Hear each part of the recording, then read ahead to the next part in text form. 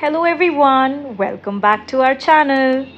इससे पहले कि मैं आज की वीडियो शुरू करूं, मैं आप सभी से कुछ कहना चाहती हूं।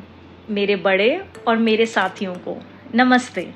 मैं दिल से आभार व्यक्त करती हूं आप सभी का, parents, grand parents, teachers, colleagues और सभी दोस्तों का जिनके घर में छोटे बच्चे हैं, इस चैनल को इतना प्यार देने के लिए।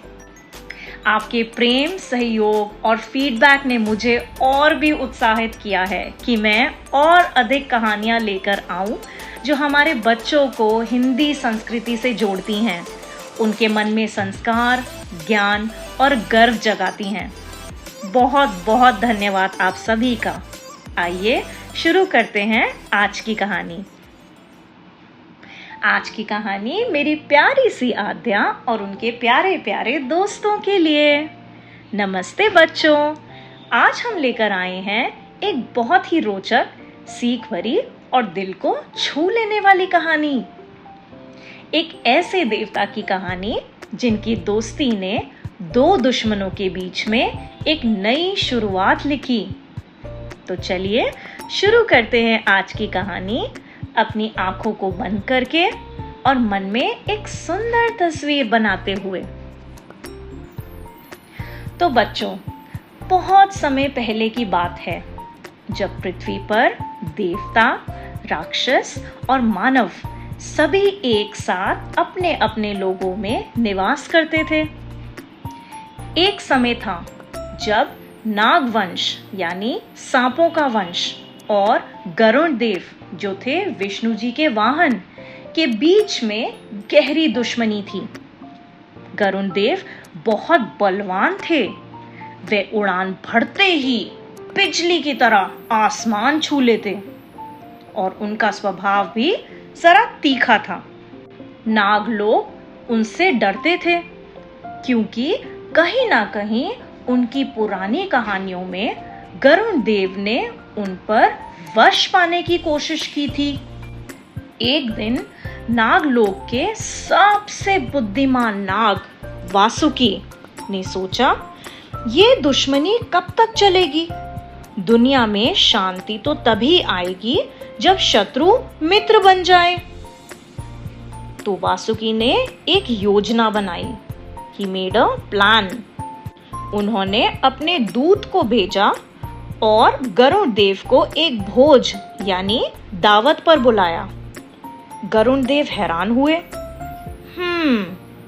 नागों की भोज में मुझे बुलाया गया है, कहीं ये कोई छल तो नहीं?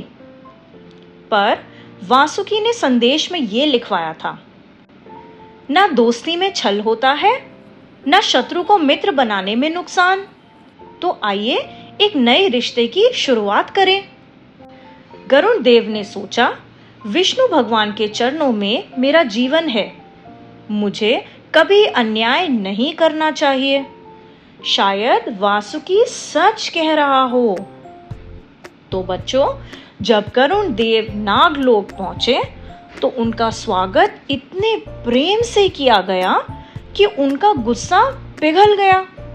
वासुकी ने उनसे हाथ जोड़कर प्यार से कहा, हम तुम्हारे दुश्मन नहीं, पर तुम्हारे जैसा मित्र बन जाए तो हमारा वंश गर्व करेगा।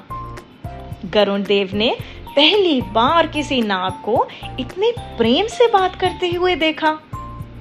उसी दिन से हुई एक नई दोस्ती की शुरुआत, गरुड़ और वासुकी की दोस्ती। और उन्होंने मिलकर वैकुंठ में विष्णु भगवान से आशीर्वाद लिया। और सब नाग और गरुड़ वंश के लोगों ने कहा, पुरानी दोस्ती को भूल जाओ और नए रिश्तों की शुरुआत करो। तो बच्चों, इस कहानी से हमने क्या सीखा? इस कहानी से हमें 3 बहुत जरूरी बातें सीखने को मिलती हैं। सबसे पहली, दुश्मनी को दोस्ती में बदलने के लिए पहला कदम हमेशा प्रेम से उठाएं। दूसरी बात, बल और सामर्थ्य का घमंड नहीं करना चाहिए। विनम्रता और माफी ही तो असली शक्ति होती है। और तीसरी, हर दुश्मन के दिल में भी एक मित्र छुपा होता है, हमें बस उसे पहचानना आना चाहिए। तो मेरी छोटी सी आद्या और उनके प्यारे प्यारे दोस्तों, कैसी लगी आज की कहानी?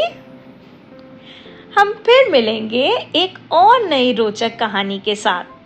तब तक बहुत खुश रहो, सच्चे बनो और सबसे खूब प्रेम करो। बोलो ओम नमो भगवते वासुदेवाय। जय जय विष्णु भगवान, जय गरुण देव जी की।